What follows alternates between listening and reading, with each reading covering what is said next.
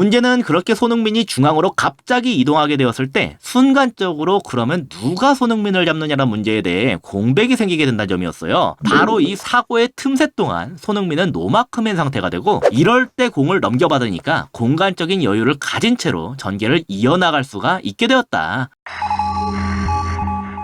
안녕하세요. 축구 보는 기자 축복입니다. LAFC가 레알 에스파냐에게 총합 7대1로 이기면서 챔피언스컵 1라운드를 통과했는데요. 1차전에서 6대1로 이겼던 만큼 부담이 매우 적어서인지 기존의 선발 라인업과 크게 변화를 가져갔었어요. 그러면서도 전술적인 틀 자체는 비슷하게 가져갔는데 공격 시에는 이와 같은 3-2-4-1과 같은 형태로 바뀌면서 오른쪽 풀백을 거의 윙어처럼 활용하고 오른쪽 윙어는 중앙에 좁히는 식으로 만든다. 이건 저번 영상에서도 말씀을 드렸던 내용이죠. 다만 여기에서 오늘 이 손흥민 바로 아래에 위치한 이 두 선수의 모습을 보면 당장 위치 자체는 공격형 미드필더에 가깝게 위치를 시켜놨지만 실상 장점들이 미드필더보다는 좀 더 공격수에 가까워 보였습니다. 그래서인지 이 선수들이 손흥민한테 볼을 연결하는 게 아니라 오히려 손흥민이 내려오고 이 선수들이 올라가면서 손흥민이 미드필더처럼 활약하는 모습이 더 많이 보였었어요. 그래서 경기 내 장면을 보면 수비를 할 때에는 분명히 아주 명확하게 손흥민이 가장 최전방에 위치하는 4-2-3-1과 같은 형태를 띠고 있는데 정작 공격을 할 때를 보면 오히려 손흥민의 위치가 다른 중미들과 비슷한 수준까지도 내려오는 모습을 종종 확인할 수가 있었죠. 보시다시피 오히려 공격형 미드필더 자리에 위치하는 부드리와 보이드가 손흥민이 내려가는 모습을 보고서 아예 대놓고 앞으로 침투하는 모습도 볼 수가 있죠. 특히 이 왼쪽 하프 스페이스, 그러니까 왼쪽 측면과 중앙 사이에 위치하는 이 부두리라는 선수는 아예 이런 침투하고 돌파하는 능력에 특화되어 있는 자원으로 보였습니다. 원래는 틸먼이라는 선수가 이 역할을 맡았는데 기존의 틸먼은 그래도 보다 미드필더스러운 성향이 강했다면 이 선수는 대놓고 공격수스러운 성향이 강한 것처럼 행동했어요. 물론 이런 식으로 상황에 따라서 받아주려는 움직임이 아예 없던 것은 아니었는데 설령 여기에서 받더라도 앞으로 창의적인 패스를 찔러준다거나 하는 모습보다는 직접 볼을 잡고서 돌파하려는 식의 시도가 많았습니다. 그 돌파 능력이 꽤 괜찮아서 저는 아예 공미가 아니라 윙어로 출전해도 괜찮겠다는 생각이 들더군요. 저는 개인적으로 이러한 손흥민의 역할이 나쁠 게 전혀 없다고 생각해요. 냉정하게 봤을 때 LAFC의 선수들 중에서 가장 창의적인 패스를 찔러줄 수 있는 선수가 손흥민이라고 생각합니다. 그리고 그렇다면 괜히 그런 능력에 장점이 없는 선수들이 이 역할을 맡는 것보다 손흥민이 이 역할을 맡는 게 팀적으로 봤을 때 훨씬 합리적인 선택이겠죠. 이전에 이강인 영상에서 말씀드렸던 내용과 일관성 있게 보는 거예요. 침투 능력이 뛰어난 선수들이 온전히 제 장점을 발휘하려면 침투 패스를 잘 찔러주는 선수가 있어야 된다는 거죠. LAFC에서는 손흥민이 이강인의 역할을 병행하는 느낌이라고 볼 수 있겠습니다. 그리고 손흥민의 침투 능력을 완전히 활용하지 않는 것도 아닌데요. 앞서 말씀드렸다시피 수비 시에는 손흥민이 명확하게 최전방에 위치합니다. 지금은 상대방의 스로인 상황이었기 때문에 LAFC가 수비 대형으로 위치하고 있었는데 여기에서 이 스로인을 그대로 탈취하면서 순식간에 공격 상황으로 전환이 되는 장면이에요. 상대는 원래 공격을 하다가 갑자기 위험 지역에서 볼을 탈취당했기 때문에 온전한 수비 형태를 갖추지 못한 상태였습니다. 이런 경우 가장 위협적인 거는 빠르게 최전방까지 볼이 연결되는 것이 되겠죠. 이것저것 만들어가는 게 오히려 공격 위협도가 떨어지기 때문에 손흥민은 원래 있던 위치인 최전방에서 그대로 침투 움직임을 가져갔고 약간 패스가 뒤로 빠지면서 슈팅을 하기에 어려운 각도가 되긴 했지만 그럼에도 상당히 날카로운 슈팅까지 해낼 수가 있었다. 비록 오프사이드에 걸린 상황이긴 했지만 손흥민의 침투 능력을 그게 가장 위협적으로 발휘될 수 있는 역습 상황에서는 유감없이 발휘할 수 있는 환경이란 거죠. 이러한 손흥민의 다재다능한 능력은 상대 입장에서 수비하기가 상당히 까다롭게 만드는데요. 지금은 1순위 볼을 잡고 있는 중입니다. 보시다시피 후방에서 변칙적인 3백을 만들고 그 앞에 두 명의 중앙 미드필더가 자리하고 있는 것도 확인할 수가 있죠. 다만 이 두 명의 중앙 미드필더를 레알 에스파냐의 선수들이 각자 하나씩 잡고 있어서 중앙을 통해 전개를 하는 것이 거의 불가능한 상황에 놓여 있는데요. 여기에서 자유분방하게 움직이는 손흥민이 그걸 해결해줬습니다. 지금도 쭉 하고 내려온 모양새인데 당장은 레알 에스파냐의 왼쪽 윙어가 손흥민을 잡아주고 있는 중이죠. 그런데 다음 장면을 보시면 손흥민이 스윽 하고 중앙으로 이동해버리면서 이 마크맨 관계가 끊어지는 걸 알 수가 있습니다. 왼쪽 윙어의 기본적인 수비 지역은 왼쪽 측면인데